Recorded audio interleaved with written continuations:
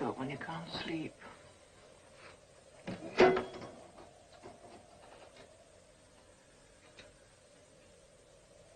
Oh, hell. Not even a bloody aspirin. What about me? Don't I exist? Oh, I'm sorry, Johnny. I'm sorry I woke you up. I'm glad you're awake. You know, I don't exist except when you're there. Even like now, when you act fed up and bored with me. Even now, it's better for me. Do you want a cigarette? Yeah, that's what it is. For you, I've sort of gone out of life. For your mistress, I've become no one. No job, no friends. I'm just a shadow. Waiting for you to make up your mind, Johnny. Well, stay with me. Stay the night. I don't want any money. What do I want money for? I want you, Johnny. Listen to me. I didn't want to have to say this. I wanted you to choose me for me. And now you're going to have to tell her. A couple of months. Oh, Johnny, Johnny. It'll work out. You'll see. Everything will work out fine.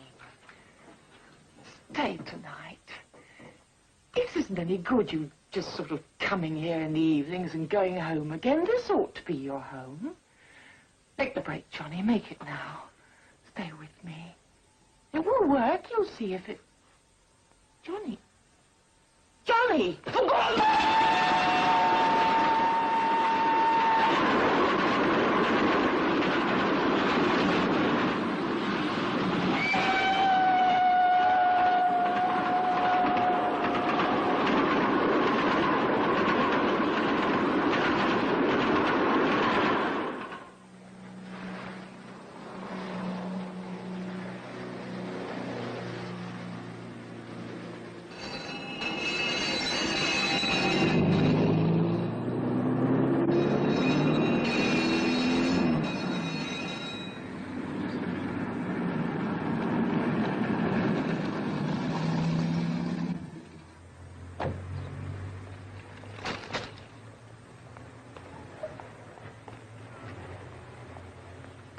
Mr. Westland? Yes? Sergeant Wilkes. Well, it's about time. Lucky I wasn't being murdered. Made the call exactly 14 minutes ago, Mr. Westland. We've been burgled. Somebody must have put a fist through and opened the door from the inside. Morning. Morning. This is Tender, my letting manager. Now, who found what and what's been touched? Oh, that was me. There's nothing gone there. I opened it just to check. I kept my gloves on, though. I knew you'd want to take fingerprints. They must have left prints. Might have. Any idea what's missing? Yes, my leases. They stole all my leases. I kept them in here. They've taken the whole folder. Leases? They swiped the lot. Is that all they took? That's all. So you can bring in your paraphernalia and start taking those fingerprints. Suppose we get some facts first, and now then, who discovered this? Well, Tender found the window broken, called me, and I called the police. What time was this? Oh, about 8:45. Was the door open? No, locked. I let myself in and called Mr. Reston right away. Any idea who might want these leases, Mr. Reston? How should I know? You're the policeman. You're supposed to tell me. Well, I say this is an amateur job myself. Where's the entrance to these flats? Round the corner. But why amateur? No professional thief is going to break in just to steal leases. Who did it then? Anybody owe you a lot of back rent? Anybody trying to break a lease? They've got a hope. There's 5 owing back rent. Much? Well, one family owes 2 months, I think it is. Hey, do you think someone's trying to pull something? I'm only guessing, sir. The people upstairs may have seen or heard something. I can't believe someone would do this just to get out some rent. Popsnot's daft. Doesn't know his job, that's his trouble. Any fool would know to take fingerprints. I must say it's a bit odd, just taking the lease. Oh, probably disturbed before they could get anything else. We'll get someone down who really knows what he's doing. Get to the police station. Headquarters, yes. Whoever's in charge. Better report back, Ernie. Right, Sarge. Oh, if the gentleman comes out full of pithy suggestions, don't give any back, right? Now, Sarge, would I do that? I don't know. Just touch and go with me. Hello, KG. Hello, KG. Message from KG7. Reporting shop breaking at estate agents. 84 Kings Road. KG7, over. KG7, message received. Estate Office, 84 Kings Road. M2 KG in standby. Over. Hello, KG2. Action. Hello, Chief Inspector Rogers. Hello, Katie. Morning, Mr. Fellows. How are all those plugs behaving? Quietly so far. How's the ankle behaving? There is nothing wrong with my ankle.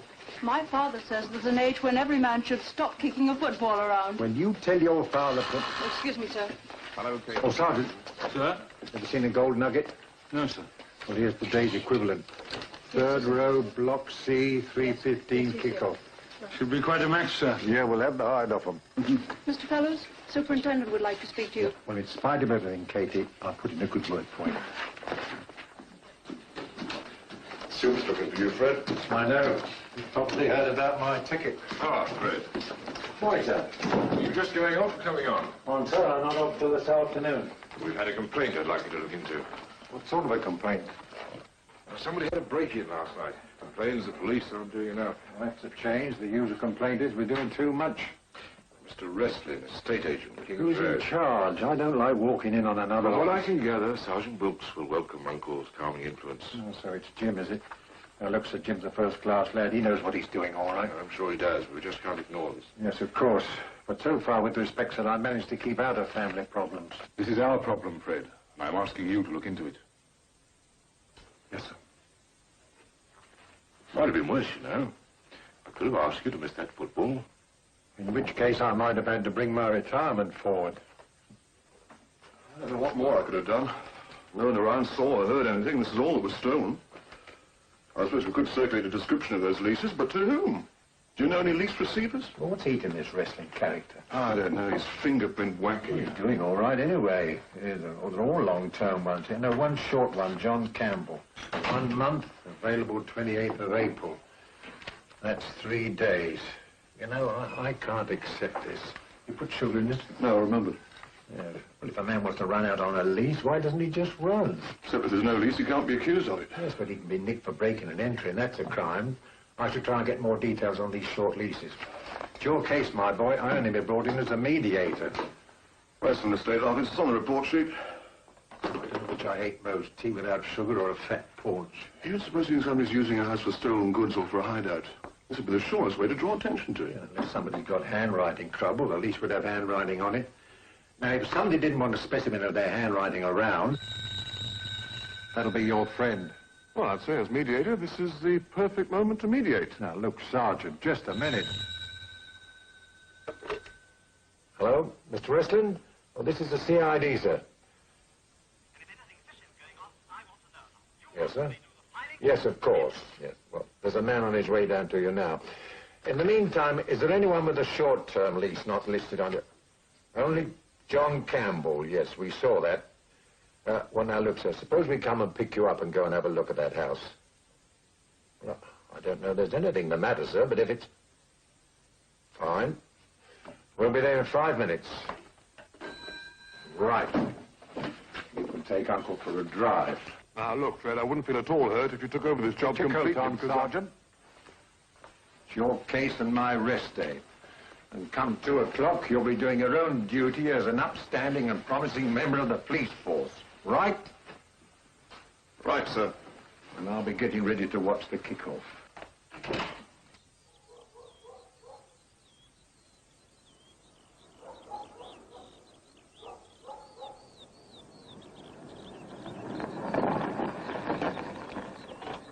There was something funny about it. Timber took an applicant out yesterday afternoon to look over the place, and it was all locked up.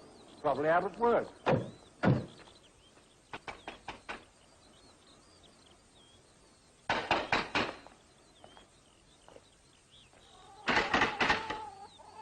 Looks as if there's no one home today either. You'll have to use your key, Mr. Westlin.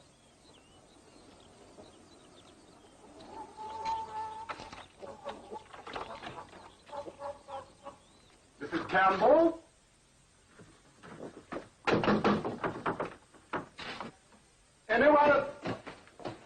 Anyone at home?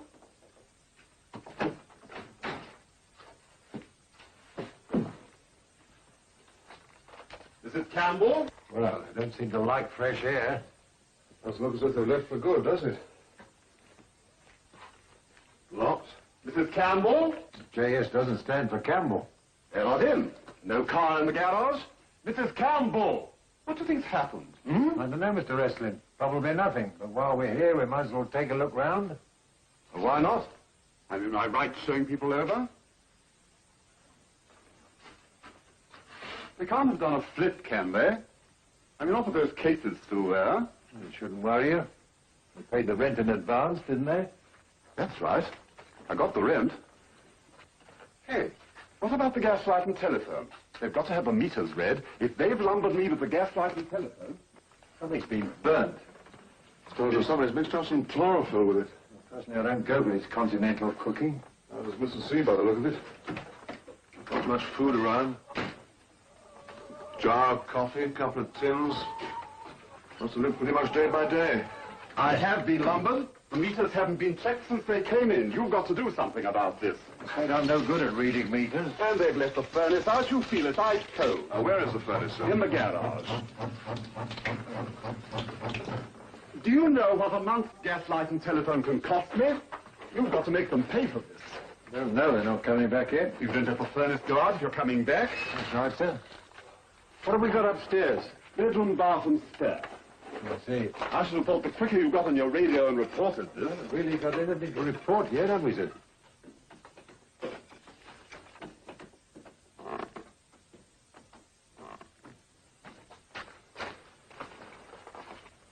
Oh, that's the spare.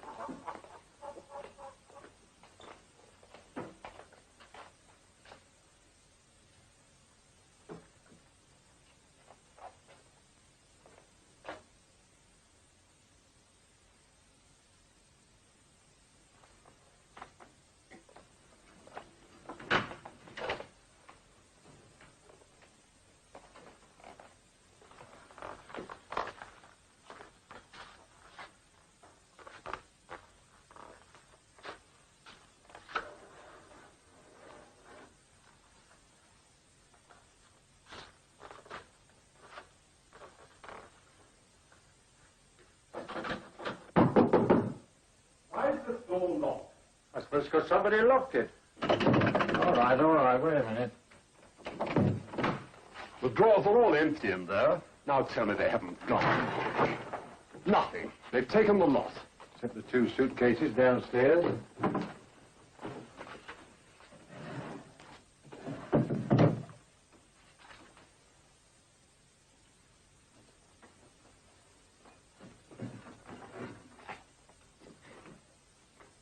Is Mrs. Campbell a brunette? I don't know. I never saw her. I never saw him, for that matter. You rented the place to him sight unseen? Tenby rented it to him. Tenby knows him. Oh, I see. What have they been burning? All over the house.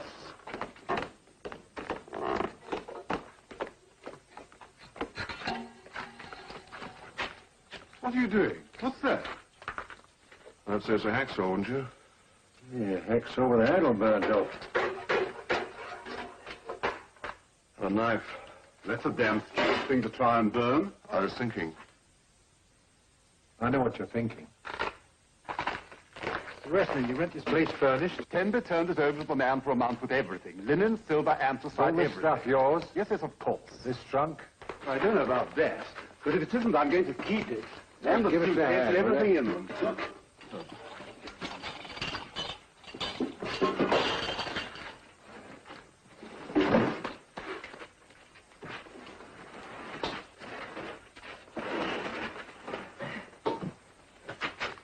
This is where your chlorophyll's coming from. Here, get me a screwdriver. See if we can open this thing. Right. Look, is this all right? I mean, I let you in. I don't want to get into trouble for breaking and entering. Doesn't the law say you have to have a warrant for this sort of thing? The law expects its officers to have imagination and discretion, Mr. Wrestling. If they didn't, you'd be nabbed every time you committed a murdering offense, instead of getting a caution.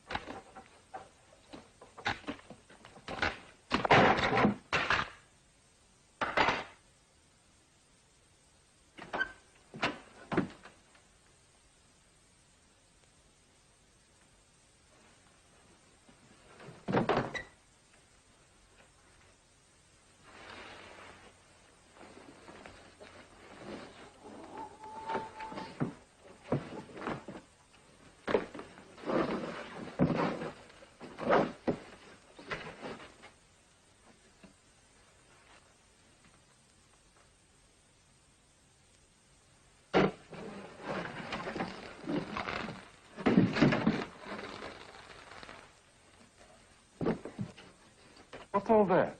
Please stand back, sir. My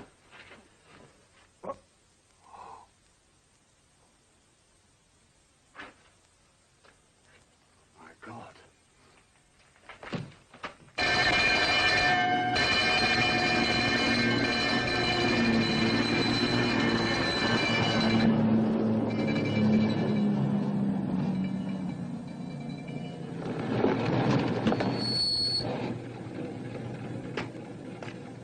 Better back it up to the garage. What is it? A severed corpse. Nice people.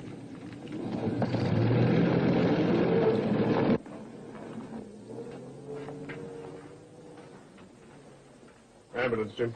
Okay, we finished. Check with the doc. All right with me. Can we move everything? The sooner we get the pathologist on her, the better. Any idea when it happened?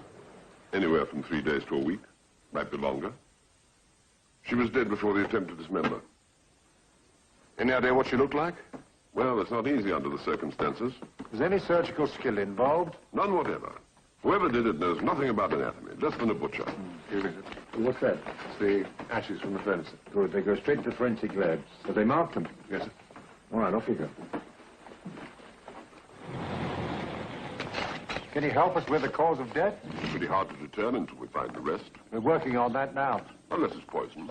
We'll know that when we get to the hospital. Oh, now, just a minute. Evening, Argus, Inspector. You ought to know better than trample over that ground like that. It's the body of a girl, isn't it? Just keep your footsteps outside, please. Was she pretty? I wouldn't know. It's a Mrs. Campbell, I'm told. Yeah, that's what I'm told. Now, come on, there's a good fellow. Do you know where we could reach Mr. Campbell? If you find out, you can tell me.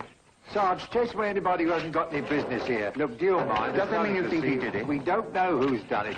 And I'd appreciate if you wouldn't smoke around here. I don't mind fellas bringing in one of your butt heads. It might confuse us. We can cope with this lot, but when the word gets round, I don't know. All right, ask for some more men. Taking an inventory? Room by room as we go. Anything in there? Doesn't look like it. All off the peg stuff you can buy practically anywhere. The laundry marks may help. Oh, get these off to the labs, will you? Brunette hair, some grains of face powder. They may be able to localize it. Not that. Looks like Brighton will have to play without their cheerleader. I don't see what's so funny about that. I paid over the odds for this. Uncle Fred. As an upstanding member of the police force, wasn't that rather unethical? No more unethical than you calling me Uncle Fred when I'm an inspector on duty. I'm sorry, sir. You're not half as sorry as I am.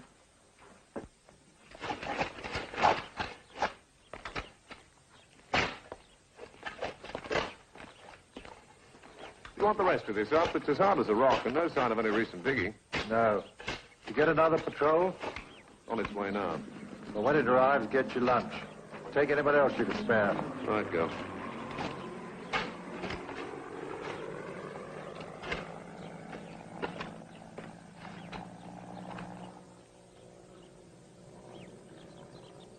Good afternoon, ma'am. I'm Detective Inspector Fellows, Brighton Police. Well, what's going on? I mean, all those police and that ambulance. Oh, a little trouble with those what's-her-names. The Campbells. I'm not surprised. You've met them, of course, Mrs. Banks, Flora Banks. Only once. That was enough. When was that? A couple of Sundays ago. Mr. Banks and I paid a neighbourly call. It was tea time and she was selling curlers. That sort of woman. How would you describe her? Well, you've seen her. Touching 30. Being generous. Brunette. Wore lipstick, even with curlers. That sort of woman. And the husband? She calls him that. I noticed she didn't wear a wedding ring. But have you seen him? Well, not really. He never gets home till after dark, at 8 o'clock. Drives his car straight into the garage. You can get in the house that way. Yes, I know. Usually he only stays a couple of hours and he's off again. So you've never really seen him during the day? Only once. Thursday before Good Friday. Morning or afternoon? Afternoon. I happened to be taking the curtains down, and I saw a car coming up the road, like it was that police car there. What sort of car was it? A grey one. A saloon. Would you know the make? No, but it wasn't a Ford, because that's what we've got. It drew up in front of a grocery van that was delivering there.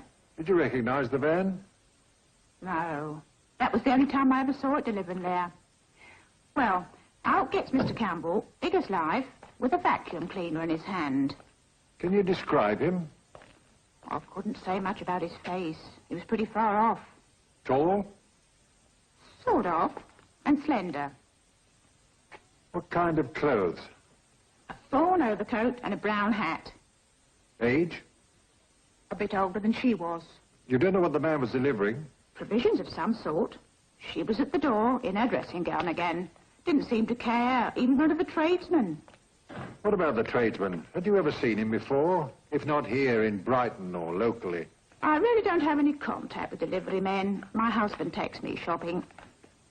Tell me about the van. Was it a big one, a small one? Medium. And you didn't see Mr. Campbell again? Oh, yes, I did. He was in there about 20 minutes. And then, suddenly, he comes out again in his shirt sleeves. So you must have seen the colour of his hair. Sort of dark, I'd say. Well, he gets back into his car and drives it into the garage. He left there, an hour and a half later, because the doors of the garage were closed that long. Ooh, look, here comes the ambulance. Now, Thursday before Good Friday was the 19th. Are you quite sure about that date? Absolutely. I remember telling Mr. Banks how they've got stocked up for Easter. But Mr. Campbell never came back for Easter. Oh, yes. He came back as usual that evening. But this time he stayed till after we'd gone to bed. He was off again in the morning, though. That's the last you saw of either of them? Yes. Mind you, they could have been around a lot when I wasn't looking. I don't spend my time prying, you know. But I'm caretaker of these caravans, and I have to keep an eye open. Yes, of course. Well, thanks for your help, Mrs. Banks. He's done something terrible, hasn't he? Well, let's say he hasn't been behaving himself very well, eh? Move along. Look, don't park there. If you drive straight along, you can take the first to the left. Go and go to lunch. Yes, sir. And we're getting the others away in ships. Call the super, will you? Ask her to put out a special. Which grocery store made the delivery here on April the 19th? April 19th. How are the fingerprints going? All we got so far is a couple of smudges that aren't any good. Must have wiped a lot with a towel. Door frames, jaws, a lot. I'm going back to see wrestling. Give him my love. You better get someone checking the hardware shops. Find where that hacksaw came from. I was just sending it to the labs. I see. When in doubt, pass to the labs, eh? Well, is that wrong? No. Great thing, this forensic science. As long as it doesn't make this lazy.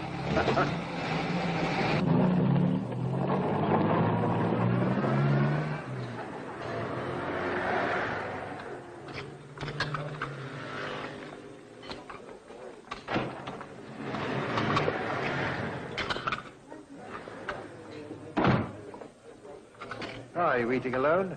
Hello. Mind if I join you? Yes, please. Mr. Eston went home. He was feeling sick. Was it really a murder? Well, there was a body, but we don't know yet how she died.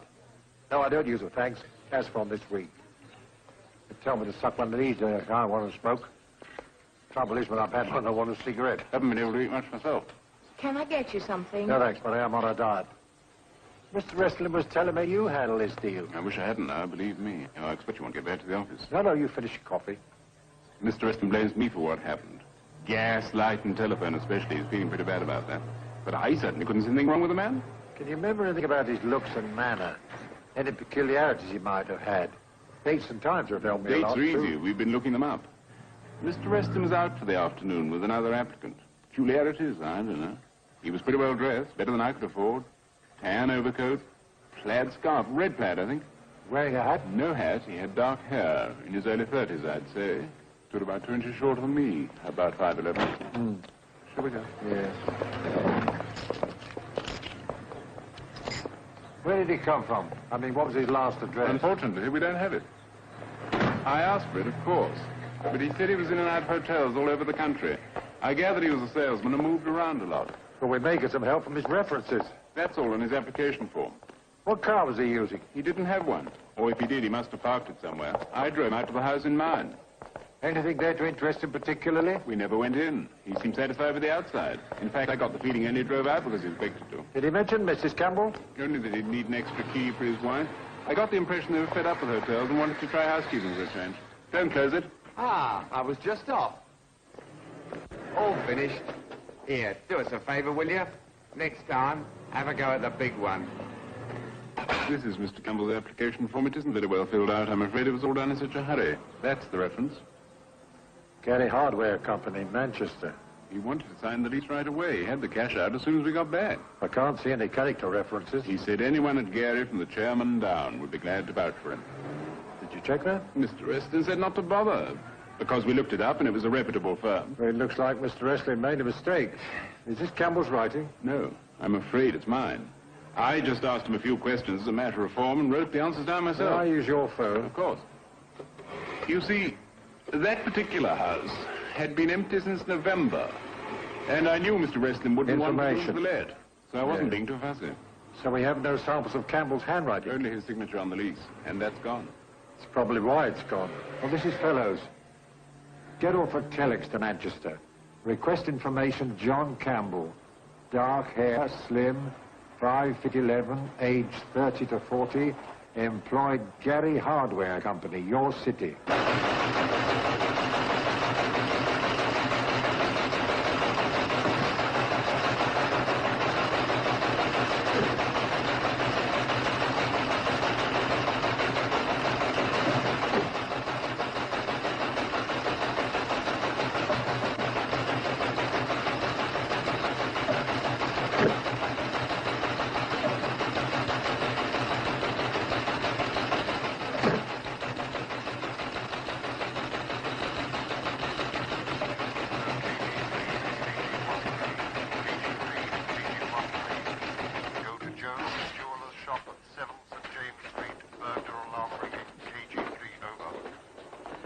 We know where the truck was sent from. Message received and attending from Church Street. KG3, over. It's on the underneath. It's a freight label. There is. That makes life a little easier. Our station can't handle that many trunks from loose. Well, do you want to check these with the station master? Why, are you retiring or something? I'm still on Operation Hardware. Chasing that bloody axle. 2 new bits of information. Yeah, we can do with some. Only things they agree on so far is dark hair and an overcoat. The trunk came by train March 31st. That's Lewis rail charge. Anyone on these yet? No, they've only just been printed. That's why they're all wet, sir. Yes, and that's not the only thing that's all wet round here. Oh, no, come off the cuff. What time have I had? I'm out chasing that hacksaw. So what are you doing here? Well, even a policeman has to go sometimes, you know. Well, go. Don't start humming about in here. You like trains. What's that? A small no joy from Manchester. There, John Campbell left for some troopers the day our John Campbell rented the house. Fellows, yes? It's Harris, sir. I'm speaking from Peck's grocery shop on Madeira Drive. This is the place that sent an order to Campbell on Thursday the 19th. The delivery man's still out, but he's expected any minute. Good. You hold him there. I'll be right out. We found the delivery man.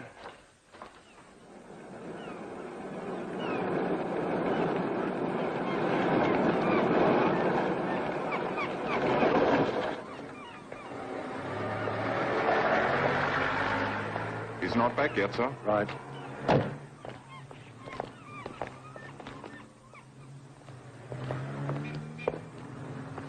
Mr. Peck? Good afternoon. I'm Detective Inspector Fellows. Oh, are you? Well, let me tell you, I don't like this at all. You'll get me a bad name with that stigma part out there. You know, Mr. Peck, it's a funny thing. The people who look on the police as a stigma are usually the first ones to dial 999 on the slightest pretext. I have never dialed 999. Well, let's hope you never have to, eh? Look, Andy's not back yet. You're wasting your Tell me time. something. That Campbell order, how many deliveries did you make to them? Just that one. She called up and we delivered. All this hullabaloo over 13 and 4pence halfpenny worth of groceries. You people should be stopping some of these robberies instead of wasting your good afternoon. 2 packets of crisps. 2 packets of crisps. Certainly, sir, and... No, and that's your lot. Oh, can I have a packet of chocolate raisins, Ted? No, you get them all over my shirt again. It's your own fault anyway. Well, you can't have them. Let me 2 have dozen anything. empties to credit, 15 raw crescent. Anything else? You're wanted. Are you Andy? That's right, Andy Roach. I'm a police officer. Can't you do it in the office? Do what? Nothing to worry about. Just a few questions. Questions? Do you remember delivering some groceries to a party named Campbell, number 1 Bungalow Road, just before Easter? Campbell? Hey, that's the Judy what got herself done, isn't it? You do remember. Sure, I remember. I was telling Mr. Peck. I gave the stuff to the creep who killed her. He paid me. He touched my hands. He touched them with the hands he killed her We with. don't know who killed her, Andy. Oh, Now, look, suppose you tell me about it. you bet. It's the only time I ever went up there. So I ring the bell, and there's this Judy, see? And she doesn't have the money on her. So out comes this creep, and he says, OK, how much is it? And I said, oh, well, I don't know how much. And he pays me and gives me a tip. Last I see of him, he's carrying the box into the house. Ever seen him before or since? Never. But I've got like a photographic memory, like. He was in his 30s somewhere. Looks sort of he'd been around, you know. Probably had. Like he was a kind of happy-go-lucky type. Dark, smiling. Wore a hat and overcoat. What colour? Ah, now you got me. You see, though I've got a photographic memory, it's like in black and white, on account of I'm colourblind. And his car, do you remember that? Ah, that's something else I'm photographic about. Was it a light or a dark colour? Light? You know, well, my duty is about me and all What this. make, Andy? Huh? The car. The car. Ah, an A55 1960 saloon. And the near side front wing was dented. And it's been in and out of this town for the best part of a month. He must have bought oil, he must have bought petrol. I want 6 men out covering all service garages, starting from the town centre and fanning out. Somebody must have seen this car. Yes? Sergeant Wilkes calling from the station. Right. I remember the trunk here and the girl. Arrived on the 12:02 from Lewis, April the 2nd. Only passenger off. She had 2 suitcases left by cab. We're trying to trace the driver now. Looks like we have. I'll call you back later. Sam Lawson, he drove the lady. Hello, Sam. I'll leave you now. I can't help you. I just drove her up to the caravan camp and dropped her. What about the window chat, Sam? Pretty girl in your cab and you don't even window chat? Yeah, nothing. Never said a word. She was married. Look for the ring first. That's my boy. What are you trying to prove? I'm a sex maniac. She said she was married. He was a salesman in hardware or something. I don't know. Who cares? I care, Sam. That girl's dead. Yeah, I know. I can read. Is it all right if I carry on with my living now? Okay, Sam. May need you later. All right. I think we're a little further, Mr. Jackson. Thanks. Anything else I can do? You could phone Lewis for me at Lewis Station. Say I'm on my way if they can be looking it up for me. Right, pleasure.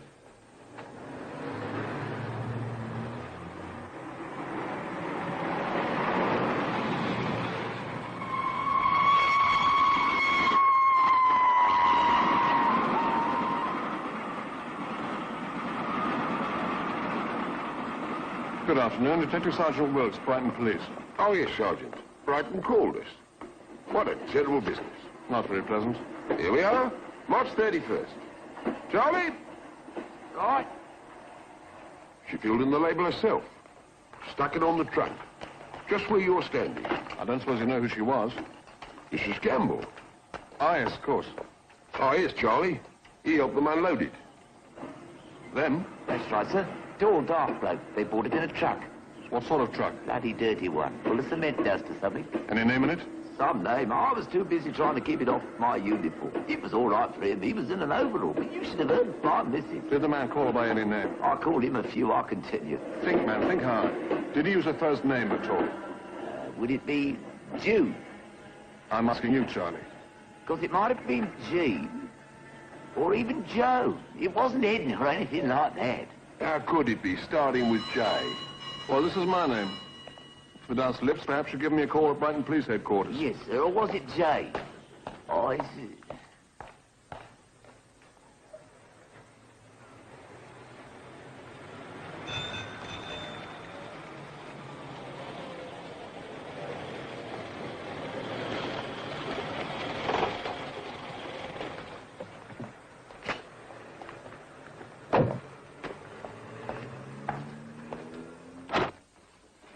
Well, do you have any luck? Well, only that the trunk was sent from here, sir, which seems to point at J.S. being a local girl. I've already told you we've nobody reported missing. It's quite possible she hasn't been yet. If the girl expected to stay away for 3 months, she'd have made the necessary excuses to friends or family. What are you going to do now? I'd like to check all the J.S.'s in your phone book. What do you mean, call them up? Yes, sir. If that doesn't produce something, then I'll take all the S's alphabetically. Good God, there'll be hundreds of them. I shouldn't think so in a town this size. I suppose you want to use our phones. Well, that was the general idea, sir. If you could spare me a couple of men... it Couple of men? You Brighton boys are drugged with manpower. Couple of men? That's 10% of my entire force. Quite How would you like to run a town this size on 19 men? I quite understand, sir, but if you'd let me use the phone... All right, make your calls. But be brief. I don't like my lines tied up. No longer than necessary, sir.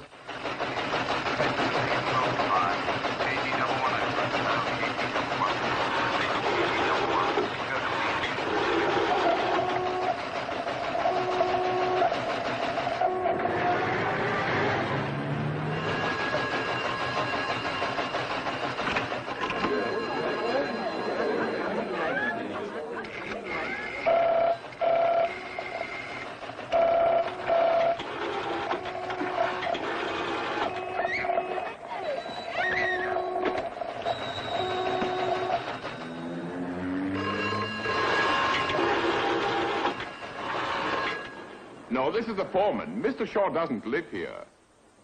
Who's that speaking, please? Oh, I see. The 31st of March.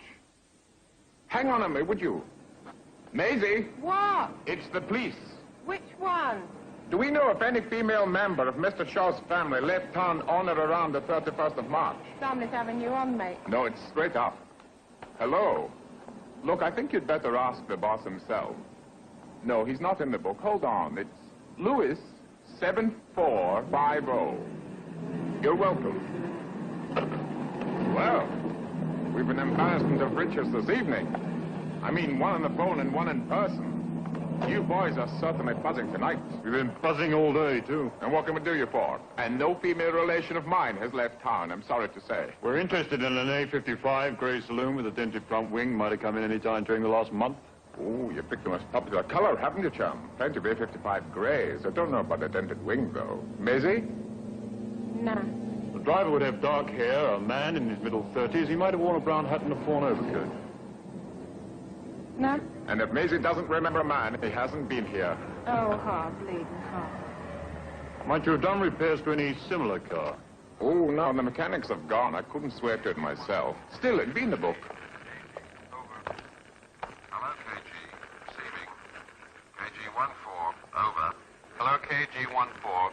Information received regarding hardware, item 2.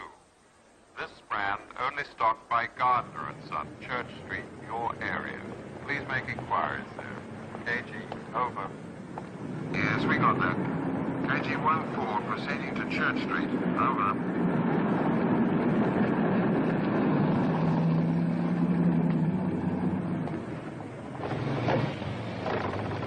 Excuse me, sir. I won't keep you a moment. I'm a police officer. All right.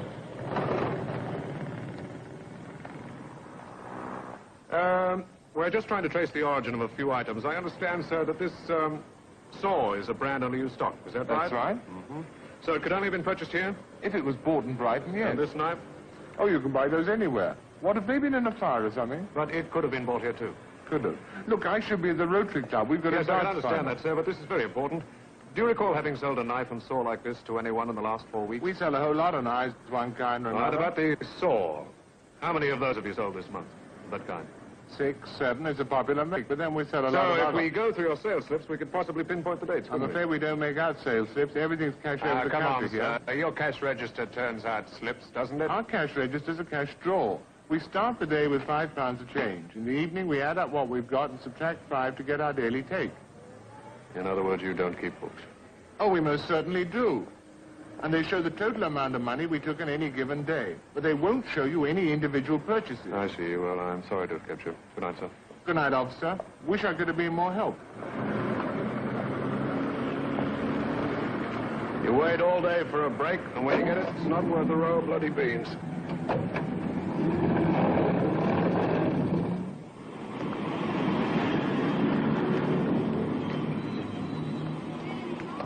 Oh, big evening, fellas. I see we've had another murder. Don't say that again. 5-3 in our own ground. That's not a murder, Joe. That's a massacre. Sir? Well, I thought you'd phoned the Cardinal Touquet or something. You sent me to collect information, remember? You ought to have an encyclopedia by now. Seems like I've been through one. I found 18 pages of Lewis essays. And? Nobody knows anything about the girl. There are 2 no replies I can try later. What about the trunk? I think we've got a lead. Good boy. I paid you for sign off. Let him know I've got Miss Sergeant Wilkes, will you? Very good, sir. Go on in you get. While you're making your report, you can take me for a drive. Drive? Where to? The murder house. I want to give it a going over. It's already been covered. Not by me, it hasn't. You don't trust anybody, do I you? trust you, Jim, but I'm just not an executive type, that's all. I want to see everything myself. What's the matter? You got a date? I'm thinking of becoming a monk.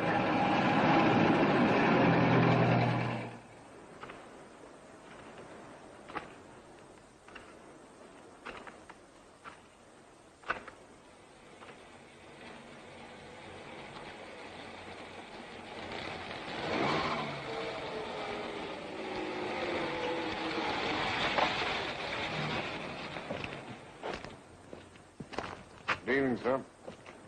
Evening, Daniels. Any trouble? No, sir. Bunch of sightseers about An hour ago, but I chased him off. Never could understand people's morbid curiosity. Don't burn your glove, will you? I don't think your truck driver's Campbell. Well, he fitted Campbell's description. But if he's got a truck and she's got a trunk, why send it by train? Brighton's less than 20 minutes' drive. Why didn't he bring it right here? Because he didn't want to be seen with her. And how would he explain that to the girl? Anyway, I'll get Lewis working on all construction and cement trucks, even if I am being a clot. Well, I've got a feeling we're all being clots. Must be a clue somewhere staring us right in the face. I'm damned if I can see it. Ah, wondering about this. Does it work? I don't know. Why? Oh, I just wondered why they need another vacuum cleaner. Were there any others around? No, should there be? The caretaker woman saw Campbell arrive with another one. Does Gary Hardware sell vacuum cleaners? Hey, that's a point. Could explain a lot, couldn't it? I mean, being a John Campbell at Gary's. It's not going to be the same one, obviously, but our boy would have known about it. Especially if he'd worked there. Yes, well, we'll start that one rolling in the morning. Right now, I want to take another look upstairs. Why don't you try your no replies again? And worse than you, this, you get an answer. I'd say he's already had one. Make a note on the pad. He can send us a bill.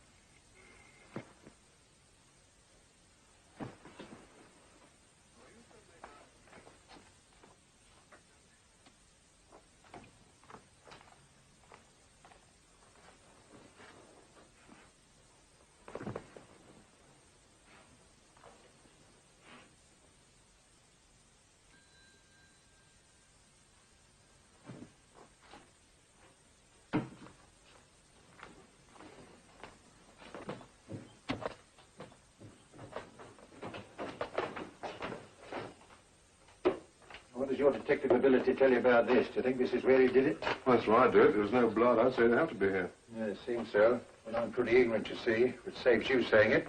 Suppose you wait 4 or 5 days before doing anything. Could there be bleeding, or would the blood have congealed? I'd pass. McFarlane's the boy for that answer. I'm hoping he's going to give us a lot of answers. Did you get your numbers? Nobody's ever heard of her. It's like chasing a shadow. I'm beginning to believe that she borrowed that luggage, and her initials don't have J or S in them. They must be her suitcases, Jim. Who are you going to borrow luggage from for a month? Yeah, smell those. As a man of the world, what is it? Perfume. I know it's perfume. I'm not that senile. I mean, what kind of perfume? You never give me time to study perfume. I don't know. I say they're both different. They are. Lots of women use more than one perfume. Yes, but how often do they use 2 bedrooms? This pillow came from the other room. 1 or 2 bedrooms, the answer's not going to find Campbell. If we can get enough answers to enough questions, we'll find John Campbell.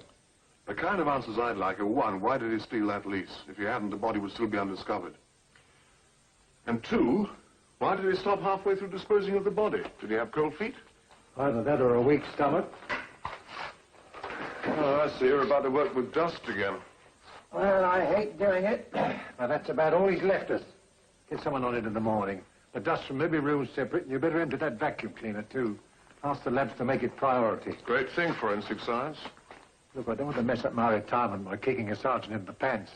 So you better come back to my place, and I'll fry you some cod's roe instead. Fred, I'd like to, but I do have a date. Oh, yes, I forgot. You monks get around. At least I had a date. Well, if she hasn't learned how to wait, she's the wrong girl for a copper. And don't waste restless lights. Did you note your phone calls? Not yet. Don't really think the Wrestler's going to ask us to pay for 2 local phone calls, do you? Listen, if I know anything about wrestling, he's just the sort of fellow... Will you use this pad? No. Something's written on the sheet above this one. You will still see the indentations. Anything legible? Not yet. The old inventory turn of any iodine in this house? Iodine, yes, in the bathroom, I think. Get it.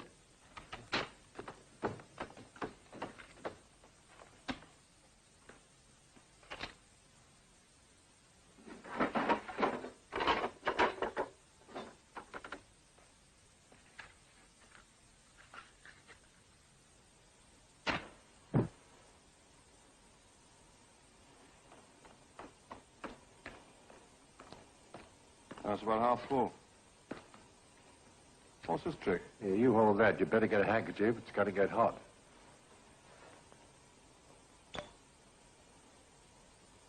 Now, just hold that over the flame. This was before we had forensic labs.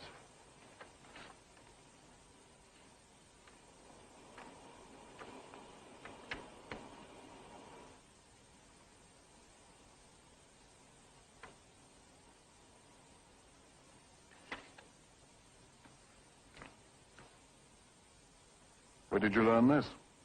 Detective novels. It'll probably say 2 pints of milk, please. As long as it doesn't say Brighton 3, Southampton 5.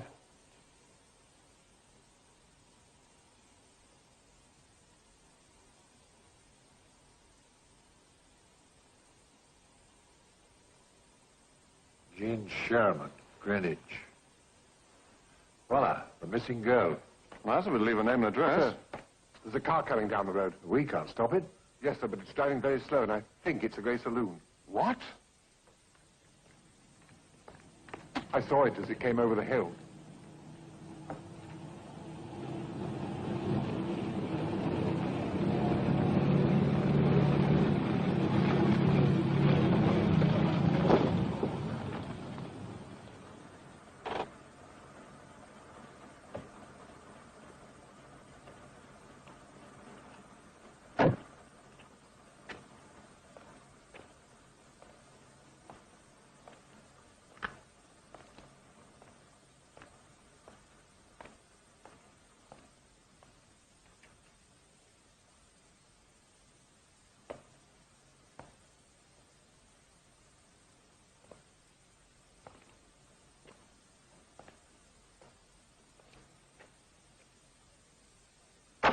Can I help you, sir? Jumping mackerel. You scared the daylights out of me. My name's Hilders, Evening Argus. I've been assigned to this case. Well, that's a coincidence. I've been assigned to it, too. We finished it there. Your relief should be along any time now. Okay, sir. I rather hoped I might be able to look round the house. Hope's a wonderful thing, Mr. Hilders. I don't know what we'd all do without it. Well, can you give me anything? I mean, I know something big's going on. You've got patrol cars racing round town like somebody stole the Chief Constable's golf club. If there's anything new to announce, you'll get it in the morning at the 10 o'clock conference. I see. Well, thanks for the break. You know, the fact that your car's an MG is the biggest break you've had in a long time.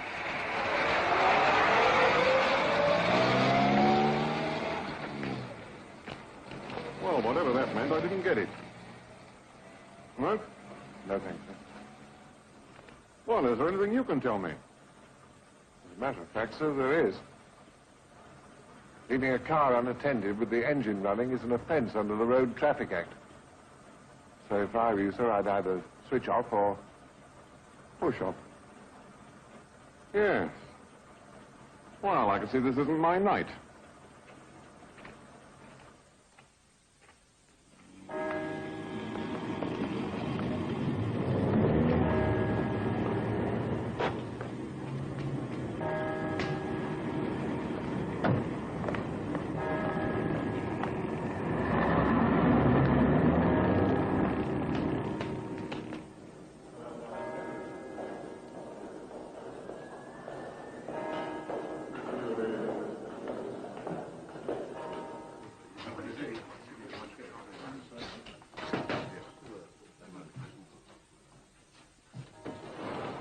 What's it, Ted? You can tell the Chief Constable his favorite riders are here. A villainous-looking bunch, if I may say so. Feel free. Do you mean to tell me there isn't a single fingerprint in the whole house? Nothing usable, sir. Anything new on the car? Well, I've got men out covering the registration authorities. We're compiling a list of all A55s registered within a 40-mile radius of the house. Yes? Your press conference, sir. All right, in a minute. We can't even give them the cause of death, can we? I know that it wasn't poison. There's a pathologist report there, so excuse me. Death could have been caused by blow on head, strangulation, or brain hemorrhage. Impossible to ascertain without missing parts. Which we haven't found. Time of death, 30-hour period between Friday afternoon and Saturday evening. This may still be reduced. Estimated age 30 in the 3rd month of pregnancy. It's a possible motive. Could be. Do her parents know yet? No, sir. I'm off to Greenwich as soon as you finish with me. Well, we've got the bloodhounds out there. What don't we tell them? The girl's identity, sir.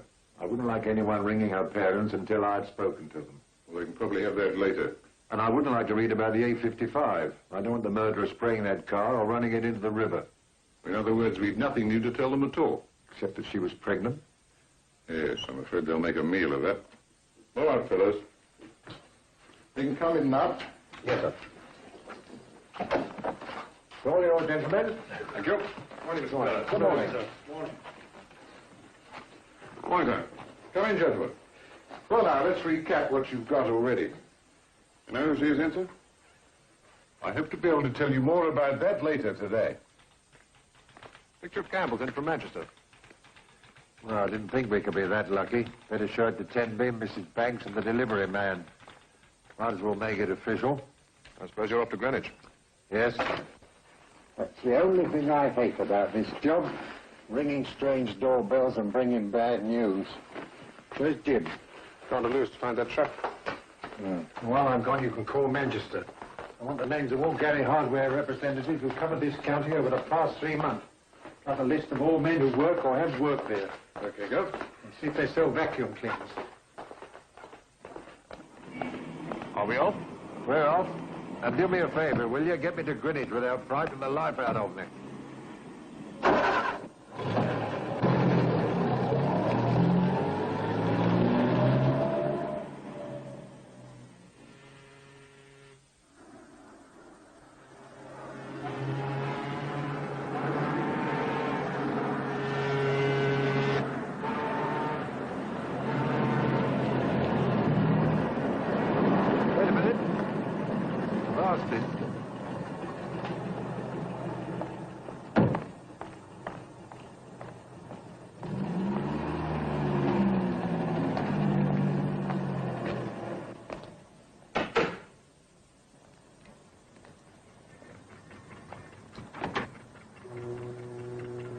Oh, good morning. Is there a Miss Jean Sherman known here?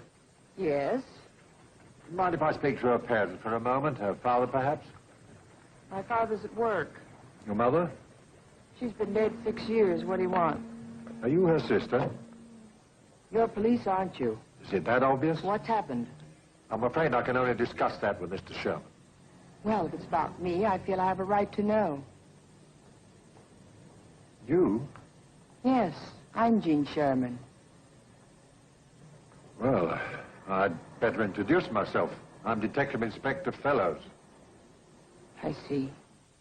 You better come in, then. Thank you. Now, would you please tell me what this is all about? Well, maybe you can tell me. What do you know about a man who calls himself John Campbell? Nothing at all. Why? Do you know anybody by that name? No, I don't. Then by what name do you know the man who lives at number 1 Bungalow Road, Saltine? I don't know anybody in Saltine. I don't even know where it is. It's 5 miles outside Brighton. What's all this got to do with me? It's got this to do with you, Miss Sherman. Your name and address were found written down on the phone pad in that house. Well, I'm sure I don't know how it got there. You've never known a man by the name of John Campbell? Never. Tall, dark hair, middle No. 30s? Have you recently, say within the last month, met a man, doesn't matter what his name was, who answers the description I gave you? I keep house for my father. I don't get much chance to meet men. You haven't been out with any men for the past month? I haven't been out with any men for the past year. I see. May I ask what you were doing last weekend? I spent Easter with my sister and her husband. And they live? In Brighton. Would you care to write down her name and address for me? Why not? You'll find I was there all right, don't worry. All Saturday and Sunday? I went down Saturday morning and came back Sunday night. And the week before that you were here, all week. I'm always here. Thank you. You know something, Miss Sherman? I'd take a small bet that any handwriting expert would be willing to swear these two samples were written by the same person. What two samples? What's that other writing? Your name and address. The paper we found in Mr. Campbell's house. No. Would you like to tell me about it, Miss Sherman? There's nothing to tell. Now, look, miss, it's a very serious thing to withhold information likely to be of assistance to the police. Sergeant. Oh, now, come on. There's nothing to worry about. This is Sergeant Unwin. You just sit back there and relax. Yeah.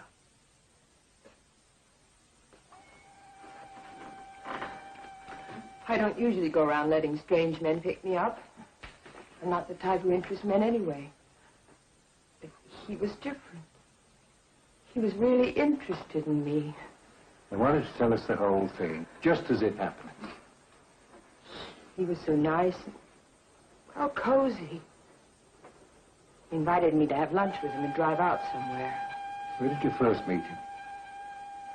On the train. When you went to Brighton? I caught the 9 o'clock from Victoria and sat opposite a woman who got out at Croydon. It was the last stop before Brighton. I thought I was going to have the carriage to myself. That's where John got on. What did Mr. Campbell look like? I thought he looked very, well, good looking. And brown eyes with a sort of twinkle. Suddenly he asked me if he could smoke. It was the first time I realized it was a non-smoker. He was very flattered. Said it was lucky he hadn't got in with some old trout instead of an attractive girl like me. Did he have any kind of accent? No. It was just a warm, friendly voice. So you started talking? He was very easy to talk to. Charming. I never met a man as charming as he was. What about his clothes? Were they good quality? I suppose so. Brown sports jacket and slacks. He looked nice. And where did he take you to lunch? He didn't.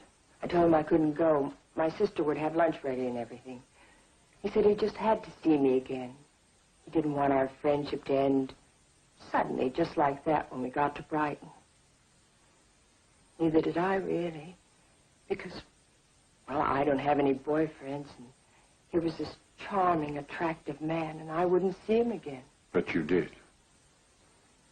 He said if he couldn't take me out Saturday, at least we could have a drink Sunday evening before I returned to London.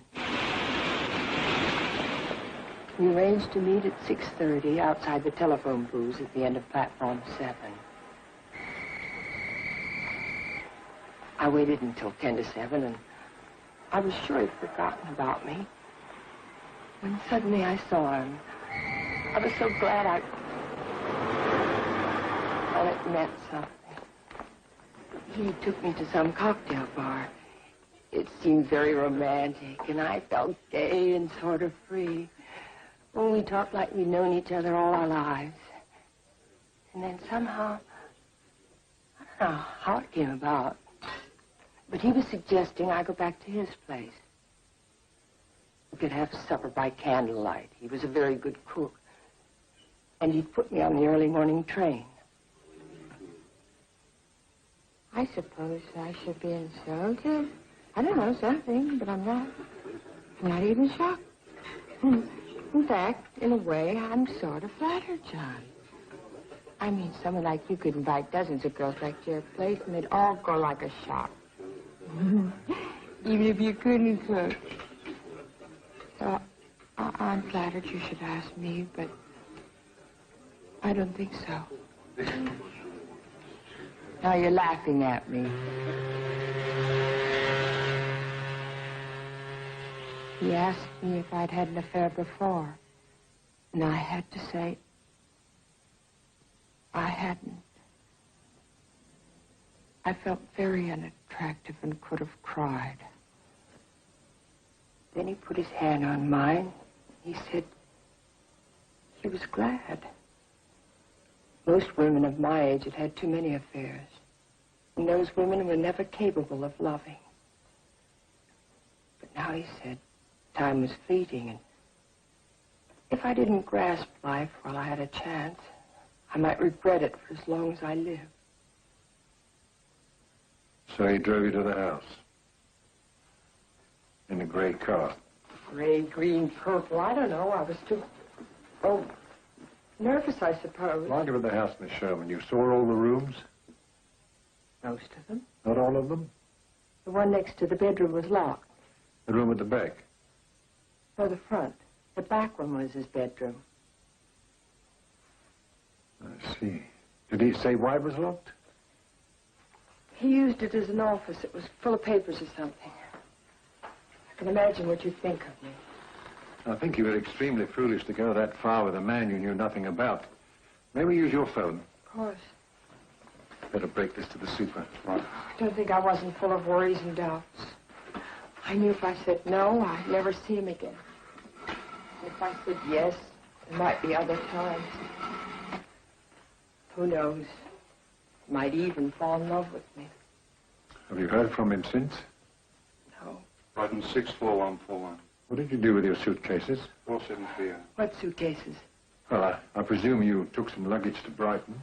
Yes, of course, one suitcase. I don't know what you mean. What did I do with it? I brought it home. May I see it? Yes. It's the only one I've got. I've had it for years. Inspector Fellows calling from Britain. Is the super there? How about a green trunk? You mean, do I have one? I don't have any trunk. No, sir, this is our one. Just a minute, please. Excuse me. Hello, sir. Well, I'm afraid we're back where we started. The girl's alive. Yes, sir, I'm there now. Tomorrow morning? Well, they'll have to postpone it then, won't they? Oh, yes, sir, I realize that, but we don't know enough for an inquest. Inquest? Inquest on what? Not only no identity, but we don't even know the cause of death. Right. I'm going to the yard on my way back. I'll call you from there, sir. Is he dead? No, miss, but we thought you were. What do you mean? It wasn't papers he was keeping in that locked room. It was the dead body of another woman. No. And if you'd been too curious, Miss Sherman, there's no doubt that he would have killed you, too. It isn't true. No. Oh, now, come on. It's going to be all right. Look, there's nothing... Now, please. Now, try and get hold of yourself, Miss Sherman. It's all right. Now, please, now, take it easy. There's nothing to worry about. Please. Grab her up. Grab her. In there.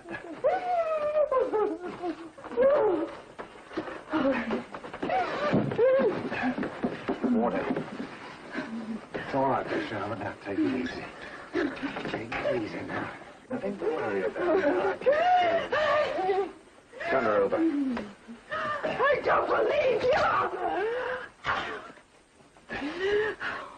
Now, take it easy. Take it easy. That's better. That's much better. Come on. Let me wipe your face now. I can't stand it. I wish I were dead. No, I shouldn't wish that, miss. You ought to consider yourself lucky to be alive. I meant nothing to him. He would have killed me, wouldn't he? Why don't we go and sit in the other room and talk about how you're going to help us, eh? Help you? That's right. Find the number of the local police and write it down. You see, we need your help in catching Campbell before he harms anyone else. You don't know where he is? Well, we know very little about him. See, he was gone when we got there. Where she is? Who was she? Well, we don't know. We thought she was you. Now, will you help us? You see, the point is, if he telephones... He wouldn't phone, not with the police looking for him. But he might, Miss Sherman. Judging from the little we do know of him, he very well might. I couldn't talk to him, not even on the phone. He'd know something was wrong the minute I answered. But you'll try. And if he wants to see you, agree to meet him wherever he says. God. You won't have to go there by yourself. Just let the police know, and they'll be there, too. Now, look, that's the local police number. That's Scotland Yard, and the Brighton one's mine. Now, come on, cheer up. You going to be all right now? I'll be all right. I don't like leaving you like this, you know. What about the people next door? I'd rather be alone. I'm all right now. Quite all right. Well, thank you, Miss Sherman. Don't hesitate to call me.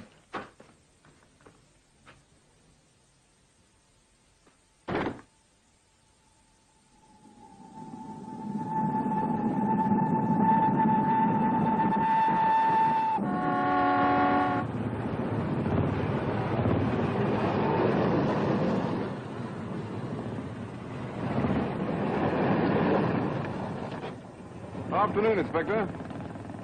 I hear they've postponed the inquest. Have they now? Does that mean something new's come up? I was hoping you'd tell me. Well, I might if you gave me a chance, but you got me blocked. I'm sorry to hear that, Mr. Hilders. We always try and cooperate with the press. Well, how about a little cooperation now? Who's the girl in the case? We don't know. I don't mean the victim. I mean the other girl. What other girl? I've heard rumors. There was another girl in the house, wasn't there? You had two women. Where'd you get that story? Now, you know I can't reveal my sources, Inspector. Now, look, if you've been pumping my men... I'd be doing my job. Come on, Mr. Fellows, what about the rest of it? What's her name? There's no story about any girl, and you better not try and print one. In that case, maybe you'll let me have a look at the warehouse.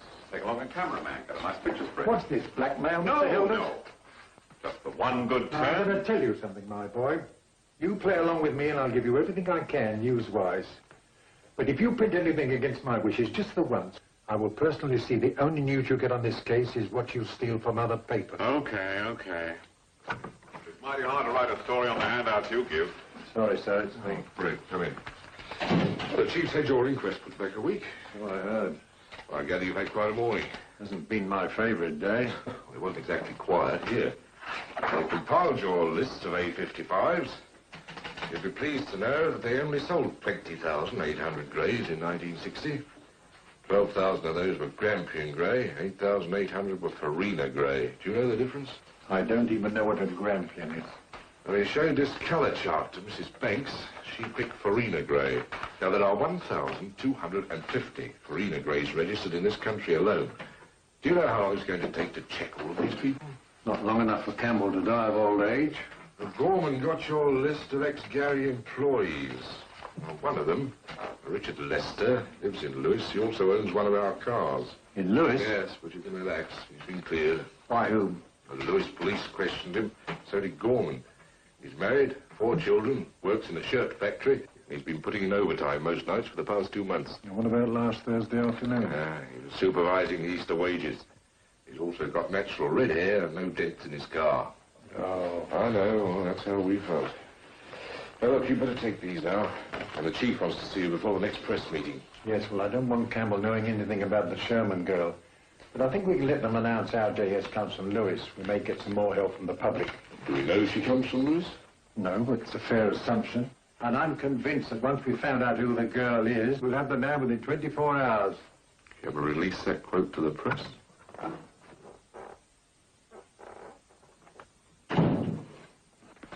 Oh, I heard you were up here, Fred. Forensic report. Huh? On what? The ashes from the furnace. Definitely bone and flesh. Well, it's nice to know we're right about something. Is Gorman in? He was in there. I'd like to put that on my desk. Oh, then ask the Croydon police for a check. Did the Jones Campbell register in any of their hotels last Friday night? We've got him to Croydon, have we? Well, we boarded a train there last Saturday morning. He might have been there overnight. Gorman, Tell me about Richard Lester. Hello, Gov. Just looking through your table. Richard Lester. How old is he? 37, but he's not our man. Does he fit anything like the description? He's not our man. Is he anything like the description, Sergeant? I'm asking you. Well, he could be, I suppose, but this man... Yes, he has red hair, I know. Anyone who can change his name can change his hair. I want him rechecked. But we've already done that, sir. He was at the factory till 9 or 10 o'clock almost every evening. The foreman even showed me his timesheets. What was he doing the nights he wasn't there? Staying at home. Who says so? He does. And you're going to take his word for it? He was at the factory most nights. I want proof that he's not the right man, and if you can't get it, I'll have him brought in for questioning. If necessary, I'll put him on an ident parade. Is Wilkes back? Yes, sir. Well, on your way out, tell him I want him. And don't sulk, Ed. I know you've double-checked, but this is the nearest to a clue yet, and it ought to be triple-checked. Of course, sir. Oh, by the way, the Gary Hardware Company doesn't sell vacuum cleaners. I double-checked that, too.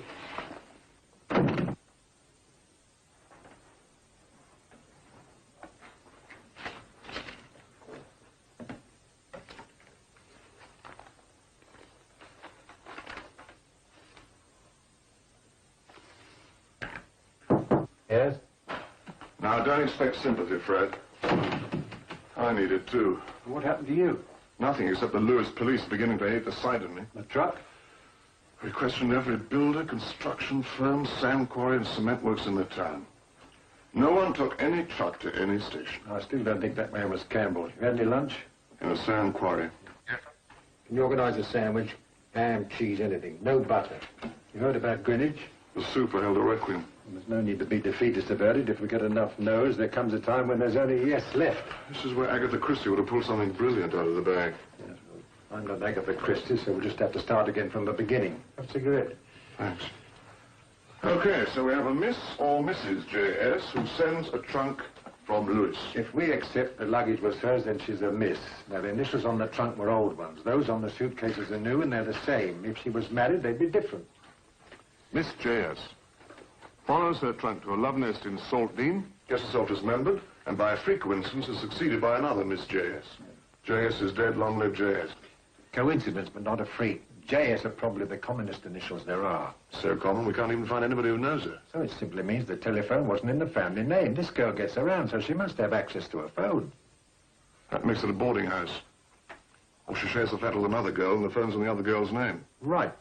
Now, why should a single girl live in a town like Lewis without her family? She works there. Yes, in an office or a factory. Maybe a factory. What's that factory up by the castle? The one that employs all those girls. They make stocking. Nilex? Nilex. Now, what do you bet me she doesn't or didn't work there? I'll go further. Campbell works there, too. Will you buy that? No, it's not based on a single fact. You're out in space, Fred. No, everything's out in space, even our ideas. Why should he set up a house at all, not to live with her, but just to visit her in the evenings? Now, don't go naive on me. All right, he can do that where she's living already. Look, Fred, there are hundreds of men setting up places for hundreds of girls all over the world. Not for 1 month. It's like the art collector who paid £500 to an Eskimo for a beautiful hunk of ice carving, only when he got it home, it was nothing but a bucket of water. I mean, what's this girl buying? Hello? No, who? Oh, it's Harris. Yes, Harris? I'm in Lewis, sir. I found a garage that services a grey 55 with a bent wing. They think the owner might fit Campbell's description. Yes, his name's Clyde Burchard. He lives at number 2 Saxon Street. It is there right now. Go to the Lewis police and tell them I'm coming over. Ask them to send somebody with you to watch the house, but don't tip the man off and don't touch him unless he tries to leave.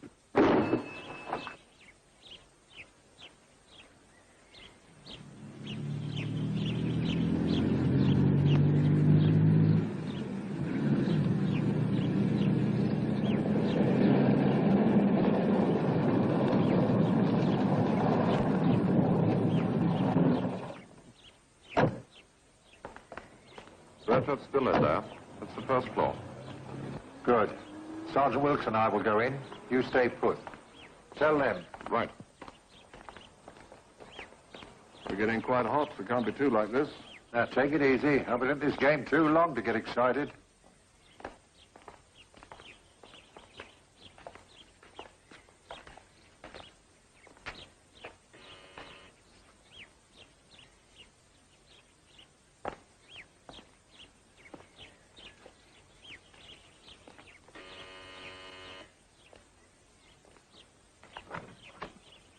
Mr. Clyde Burchard? That's right. We're police officers. Just like to ask you a few questions. About what? I'd rather ask you inside, if you don't mind.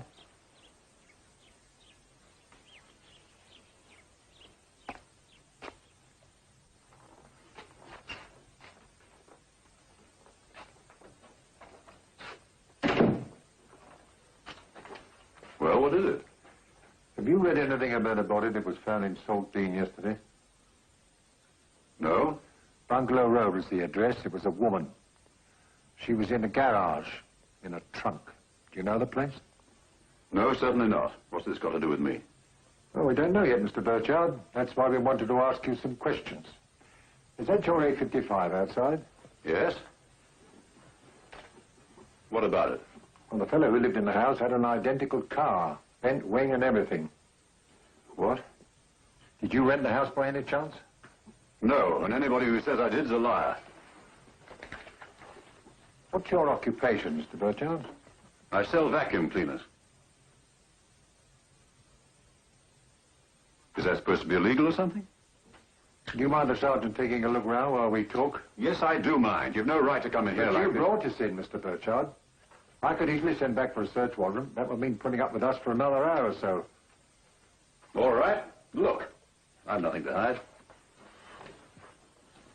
How long have you lived here, Mr. Burchard? 18 months. And how much rent do you pay? Oh, I only sleep here. I don't waste my money on a place to sleep. Well, I suppose the fellow in your work can take off all the time he wants. You can, but you don't make much money doing it. Can you tell me what you did last weekend? I was away. Where? In London. How did you get there? By train. What train? Around 6 o'clock, the one I usually take. You go to London every weekend? Mostly. Why? Well, what do you think I'm going to do? Stay here? You're not answering my question, Mr. Burchard. To have a good time, of course. Did you meet anybody on the train, someone who could back up your story? No. You didn't sit next to a girl, perhaps, and chat it up a little? No. What the hell are you doing? It's quite a harem you've got in here. All right, so I go out with girls. Is that a crime? Are you married, Mr. Burchard? No, I'm not married. Is there anyone about the right build? Listen, I don't know anything about any woman in Saltine. You want to tell us the names of these girls? No, why should I? Look, Burchard, you'd better realize that you're in something of a jam here. The house where we found the dead girl was rented by a man called John Campbell. Mine's Clyde Burchard. Called John Campbell. That wasn't his real name, of course. His real name could have been anything, including Clyde Burchard. I never rented any such house.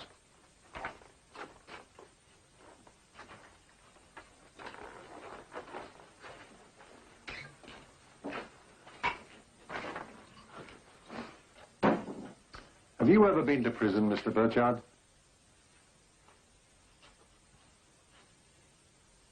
And we can find out. It's better you tell us yourself. Once. What for? A girl told me she was 18. You cover houses in the Brighton area? I go all over the country.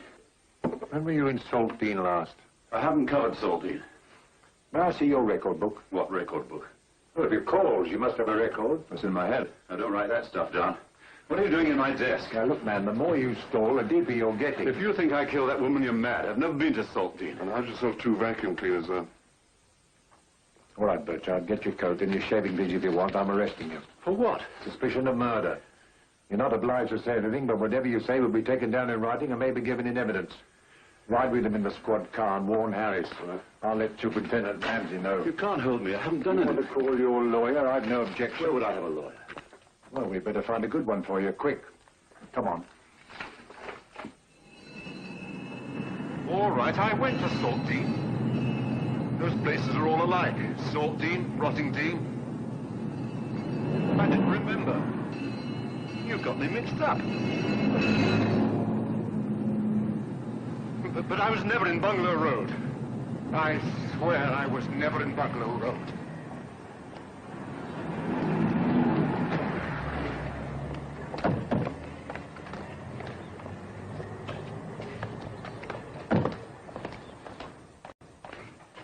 Watch it. 2 steps down here.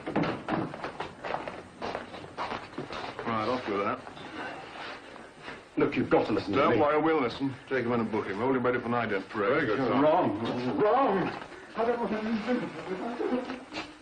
Go and roll up Andy Roach, the delivery man. And Mr. Temby, get him here as soon as you can. All right. I think we found our pigeon. You're kidding. We're going to stick him on an ident parade. Want to go out and find him? Dark hair, around 6 foot, medium build. You mean now? Well, why not? If we're wrong, we don't have to keep the man in jail. If we're right, the sooner we know, the better. Okay. Oh, by the way, your girl called. Said she knew it was a stupid question, but... I'm not even surprised to make it tonight. Does this mean you found him? You found the killer? Where's Mr. Tenby? Mr. Wrestler stopped him. Said Tenby could do what he bloody well liked after 5:30, but until then he was running a business. All right, son. On the afternoon of Thursday, 19th of April, you handed some groceries to a man at 1 Bungalow Road, Saltine. Now, I want you to look at the members of an identification parade. And if you see the same person, indicate him to me by touching him. Oh, I'll do that, all right. Photographic memory, that's me. If Tenby arrives, inform the sergeant right away and get him in. Only one? The other one will be about half an hour. It's exciting, isn't it?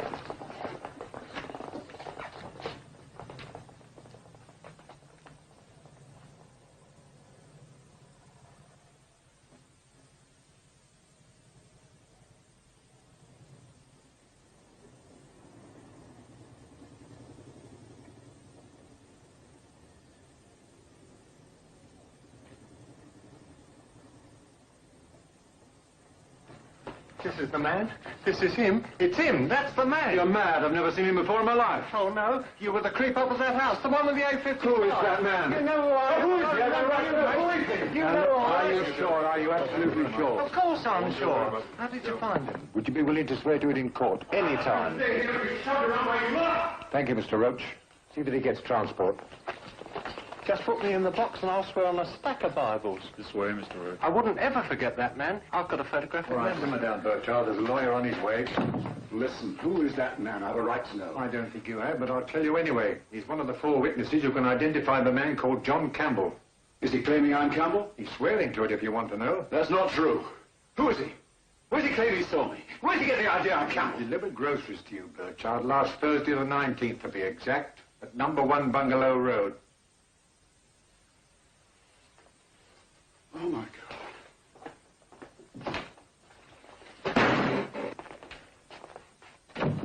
Do you want another parade when Tenby arrives? Yes, it's a nuisance, but... No, wait. Wait a minute.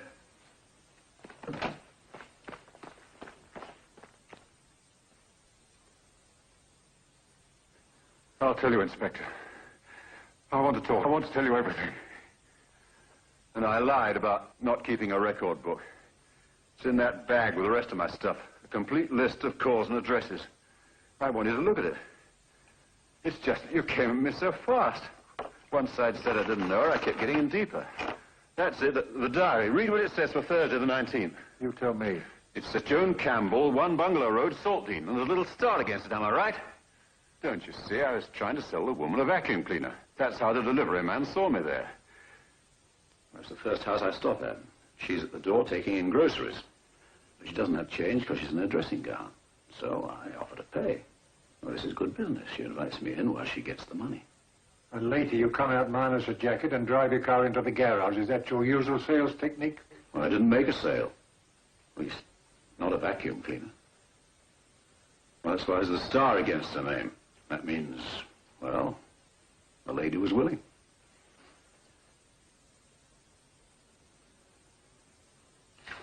I count 4 more stars. Are you telling me those ladies are also willing? Look, I don't want you to think I make passes at everybody who opens the door. But a man gets those, he can tell when he meets a woman if she'd be interested. And I knew Joan Campbell was interested the way she said... That was very kind. How much do I owe you? Let's see now. 13 and 4pence halfpenny, madam. That is, of course, without service.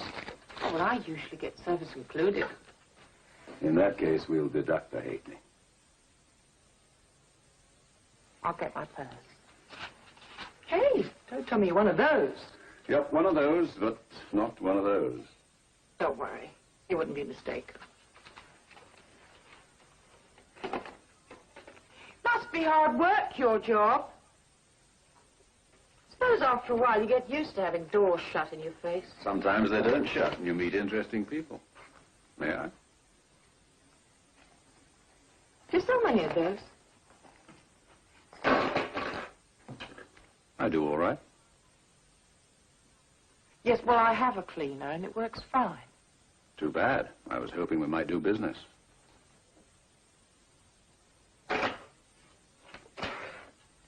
13 fourths. I'll have to owe you the halfpenny anyway. Well, I can't demand much in kind for a halfpenny, can I? You're a fresh one, aren't you? I'm a curious one. What about? A girl like you living out here by herself. Who says I'm by myself? Oh, that's good, because no one could blame you getting pretty lonely in a place like this.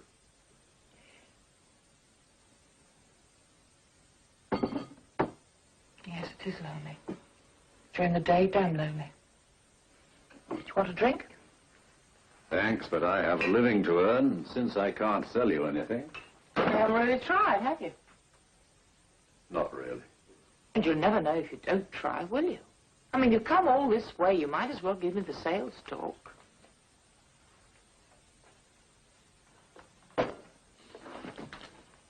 How long do I have? Couple of hours. What's the average time for sale? You don't mind me taking off my coat?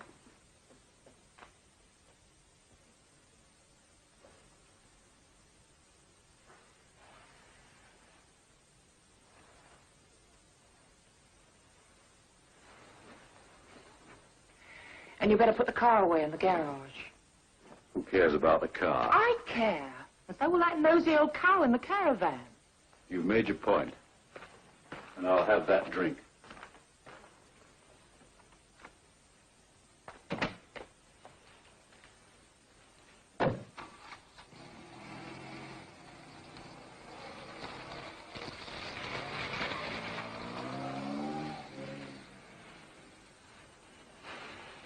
I was there until around 5 o'clock. Then I took off again. And that's the truth, I swear it. You made no attempt to see her again? No. I started a name in case I was in the neighborhood. I don't often go back to places. When did you learn she was dead? When you told me, Inspector. I swear that's the first time I heard. One of those pictures of her in your photograph collection? Hell no, those are just pictures I picked up over the years. Mr. Tenby, sir. No, not yet. Sorry, sir. All right, never mind. It's done now. Did you wish to see me? That's quite correct. Mr. Burchard, Mr. Tenby. How do you do, sir? Perhaps you wait outside for me, Mr. Yes, of course. All right. Bring him to my office. Am I cleared? Give him his stuff back. Very good, sir. You've never seen him before? No, that's certainly not the man. I suppose there could be a slight resemblance, the shape of the face and the mouth, but it's definitely not the John Campbell I saw. Well, thank you for coming in, Mr. Tenby. We may have to trouble you again. Certainly. If it could be out of office hours, Mr. Westley. Yes, of course.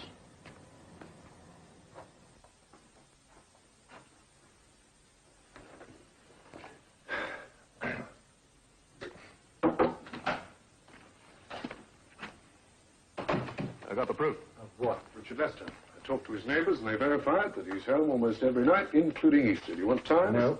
The night Campbell was supposed to be in Croydon, this man was at home. All right. So he's clean. Told you that earlier. Look, there's no point in us both losing our tempers. You can't afford it with me, and I can't afford it for myself. What time are you off duty?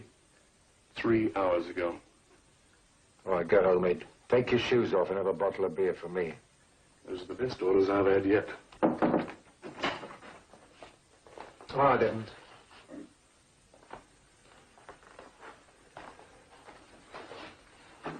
Well, Burchard, looks like there's a good chance you've been telling the truth.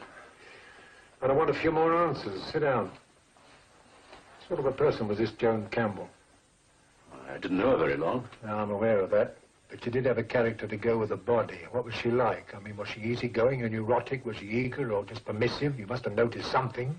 She was interested. She didn't attack me or anything. What did she talk about? Trivialities. I don't know. We didn't talk much. Tell me about her teeth. Any special caps, fillings, or crowns? If there were, they didn't show. She had good teeth. Did she wear any rings or any other jewelry? A wristwatch. What kind? Small, round, gold one with a black cord strap. How small? Size of a shilling? Sixpence? Between the two. Nothing else? Nothing. All right. Thanks. Copy of your statement will go to the Lewis police, and they'll keep an eye on you. So from now on, I shall sell vacuum cleaners and nothing else. Yes. Can I have my record? No, I'm holding on to this for a while. And you listen to me, Burchard. You've had one conviction for indecency. You get another one and you'll be in real trouble.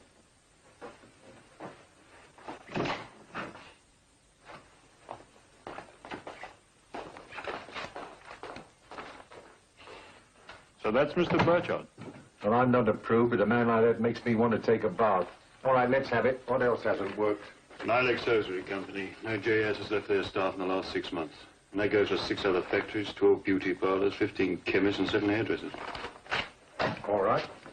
So we'll have to start again. It's beginning to look like the perfect murder to me. There's no such thing as a perfect murder, my lad.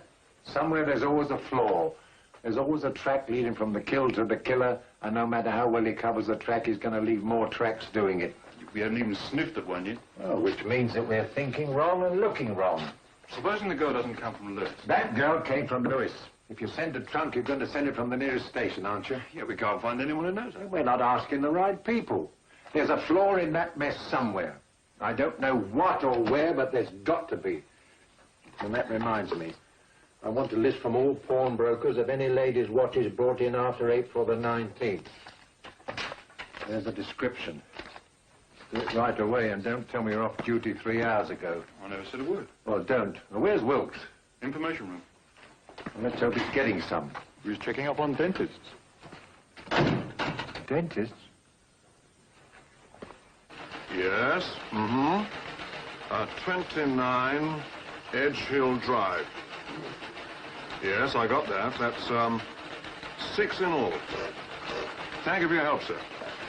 Well, we're trying to identify teeth now, are we? Oh, I suddenly had a brainstorm. Make note of these numbers, Katie, and get me those two first, will you? Hello, Katie. Hello, Katie. I didn't think of teeth, did you? As a matter of fact, I did. I also thought of not having any to identify. No, a dentist is the one place where a person will be known if she went. Anyway, I turned up 5 JSs and 2 of them are Jones. They say Jones Stevens is out. Oh, let me have it, will you? Hello? Do you know when Miss Stevens will be back? Oh, I see. But she does still live there. Uh-huh. Thank you. Right, next.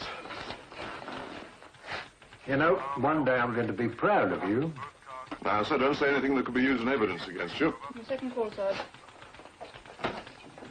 May I speak to Jones Simpson, please? Oh. Did she leave any forwarding address? Yes. Yes, I can send it care of her parents. Fine. Much obliged. Joan Simpson left Lewis at the end of February. They don't know where, but her parents might. In Windsor. Do you want my desk now, or shall I tidy it up first? I'd just like to tidy this up and keep one date before I'm past it. Well, it looks like another drive. Somebody's got to tell these parents what happened to their daughter. If it is their daughter.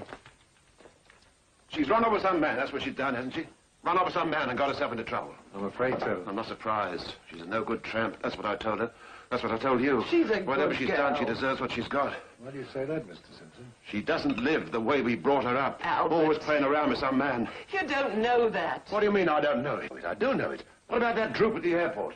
Do you think he bought her things because she's good at typing? That's Who was no this? way to talk about your daughter, especially to strangers. Joan's a good girl. She always lived with us. She was nice to have around. Never an unkind word, never a should say fuss. so. Well, you did it, Albert. Always hitting at her because she wanted a good time.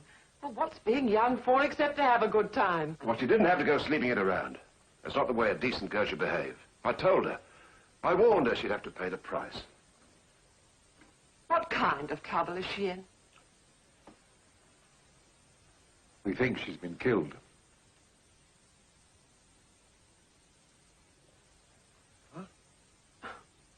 That can't be. We found a body which has tentatively been identified as Joan Simpson, who was living in Lewis. We've been told that you're her parents. Really?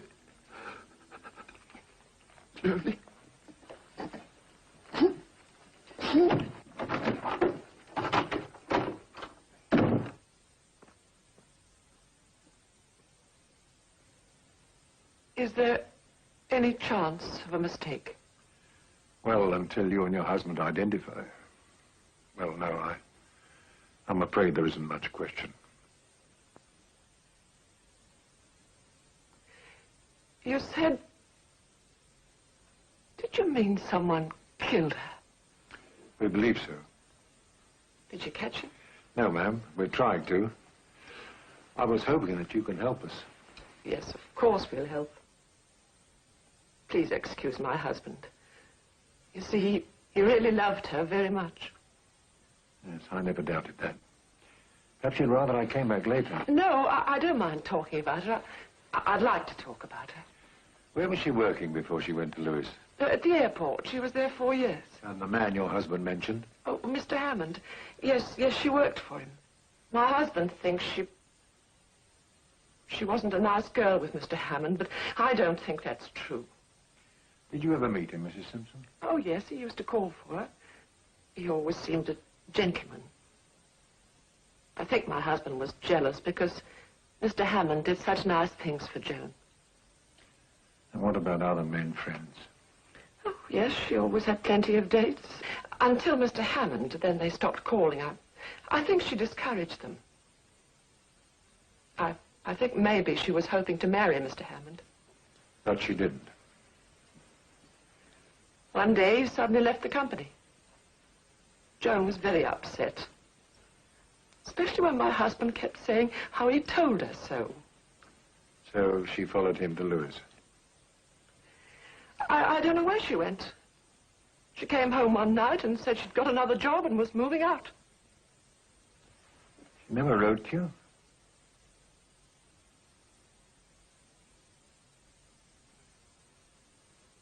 Well, you've been very helpful, Mrs. Simpson. Thank you. Well, I'll be getting along, sir. There'll be a car here in the morning. It's just a formality of identification. I understand. I'll see myself out.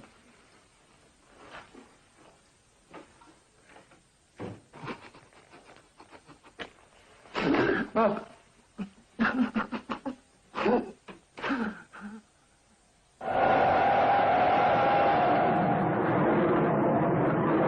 Why was John Hammond fired, Mr. Blake? We've been getting complaints. He couldn't keep his hands off some of the staff. One of them being Joan Simpson? Not one of the complaints. They seem to get on fine. How long was she as secretary? Oh, about 6 months, I think. His regular girl left, and he asked us to upgrade Joan from the typing pool. Would you still have his file? Certainly, but you won't find much in it. Bring me the 1960 personnel file, please. 1960. Thank Any you. idea what happened to him after he left? Not a clue. I believe one of the freight boys met him about a year ago. He said he was selling cars in the Midlands or something. You know if he continued to see the girl? I'd be very surprised. He was the type to be staking out new claims rather than hanging on to old ones. Come in. 1960 personnel. Thank you. Oh, excuse me, miss. Does the name John Hammond mean anything to you? Do you know him? Know him? I've still got the scars. Oh, sorry, Mr. Blake. I'm afraid I'm going to have to question a lot of your staff, sir. Do you really think Hammond did this terrible thing? I'm willing to bet my pay packet on it. John Hammond is John Campbell. And furthermore, he lives in this area. Based on what facts? Well, sir, if we accept Campbell is Hammond, the jigsaw begins to make a picture. We now see why Joan Simpson came to Lewis. She was following him. We're even getting a motive. She wanted to marry him. Maybe he promised to marry her. So she pesters him, even threatens to tell his wife.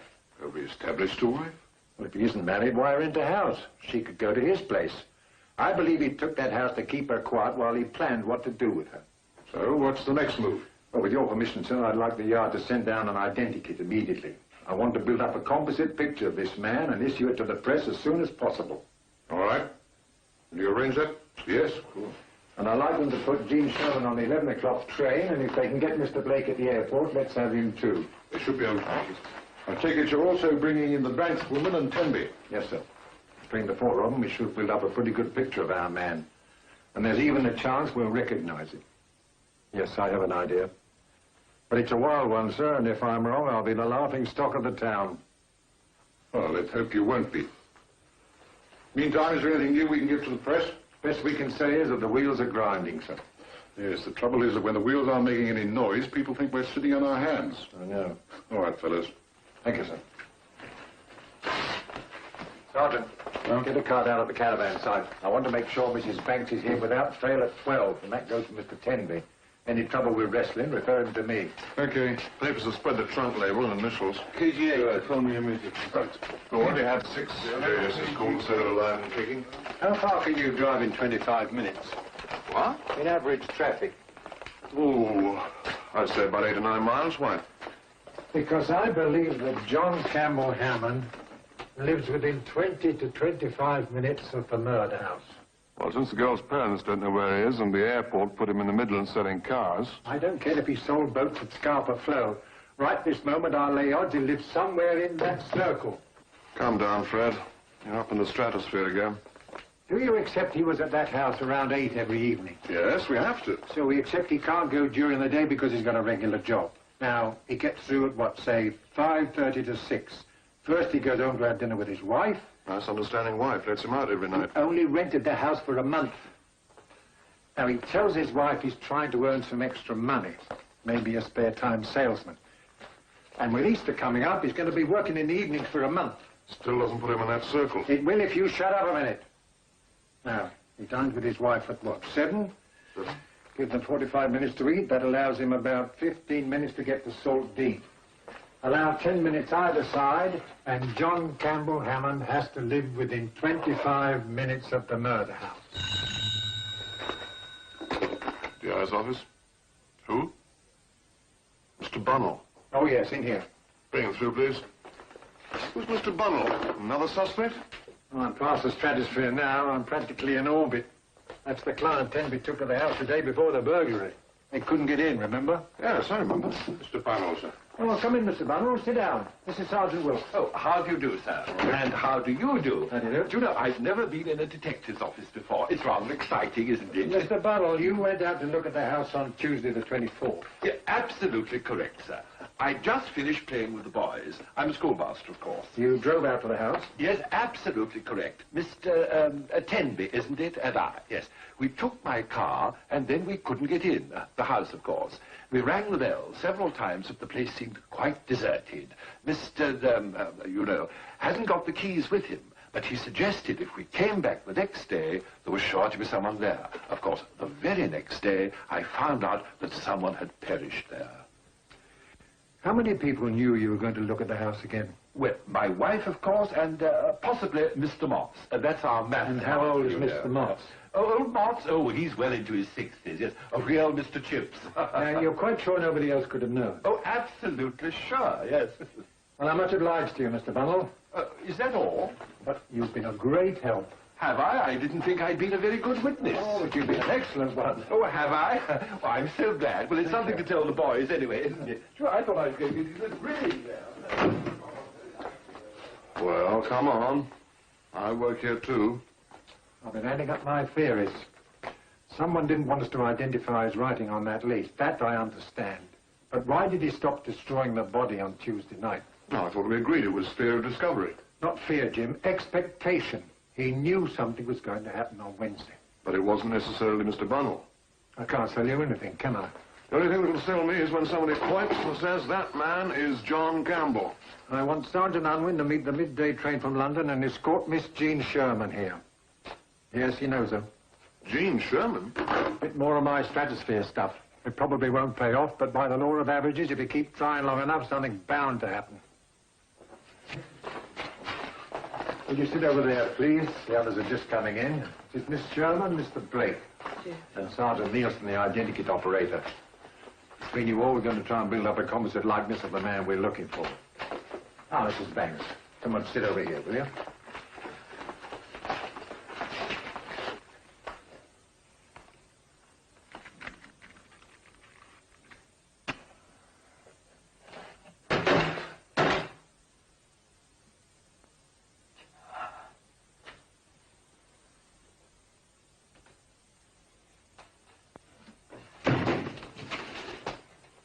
All right, Mr. Tenby. Come on. It was an accident. Oh, you can tell us about it later. Come on, take it away. You've got to listen to me. It was an accident. I broke it. Charlie.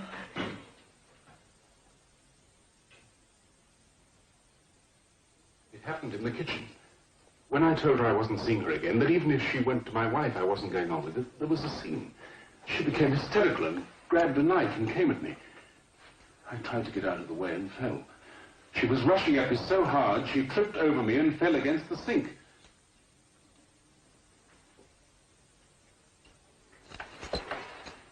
I thought she was just unconscious. But when I couldn't revive her, I realized she was dead. That's the truth. You've got to believe me. I'm afraid I don't, Mr. Tenby. I think you killed Joan Simpson because she was threatening you, because she was pregnant. It's not true. Because it was a very carefully planned murder. No. Even to the purchase of a knife and hacksaw. Yes, we traced them to Gardner's hardware shop. All right. I admit that. But it was after she died. I bought them after. When? I bought them, when was it? Monday. Yes, that's right, Monday, after I put Jean Sherman on the train. You bought them before she was killed. I swear I didn't. The shop's near the station. That's why I bought them there. The news on the body. I was in a blind panic. I realized what it would look like if I called the police. They'd think I was guilty no matter what I said.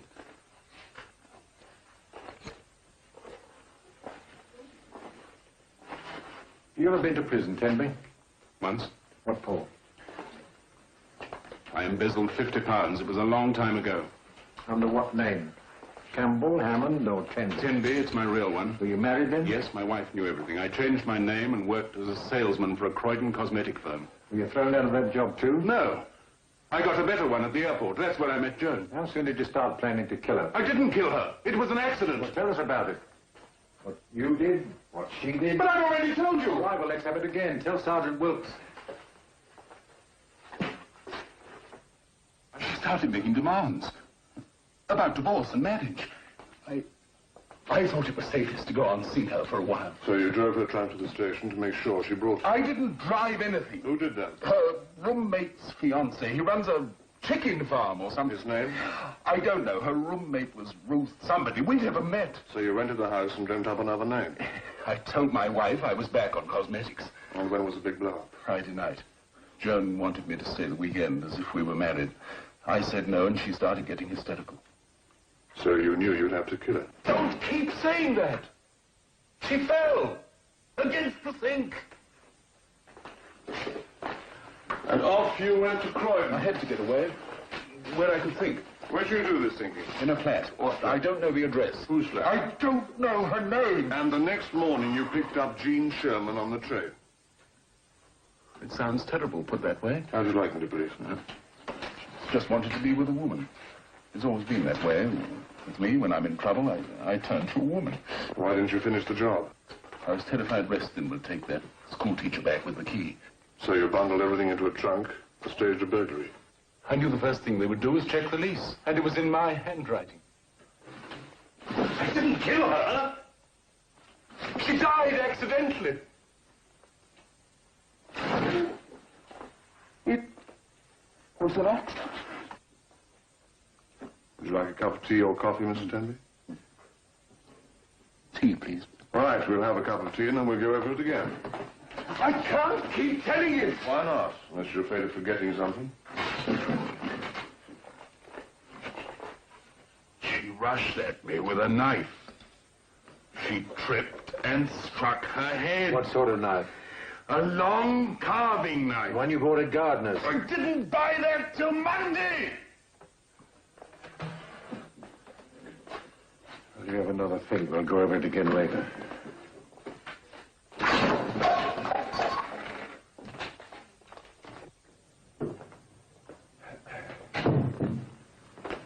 Oh, well, might as well face it. He's got us over a barrel. I don't care how often he denies it. He killed her. I'll stake my life on that. He doesn't have to prove he didn't murder her. We have to prove he did. Don't have a chance. Of course we've got a chance. Show me where. How did she die? Could have been an accident, as he says. He bought the knife and hacksaw while he was planning to murder her. That's our version, but we can't prove it. Could have been Monday, as he says. We had all this trouble to catch man, and we can't touch him just because some bloody hardware shop doesn't keep records. All right, shut up. Here, come on, I'll buy you a drink. No one will blame you, Fred. You've done a hell of a job. It's just the breaks of the game. That's supposed to make me feel better. Hey, I hear you've got him. Well, leave us alone, there's a good fellow. Well, have you or haven't you? Oh, come on, Mr. Fellas, you owe me a break. I never mentioned the Sherman girl, did I?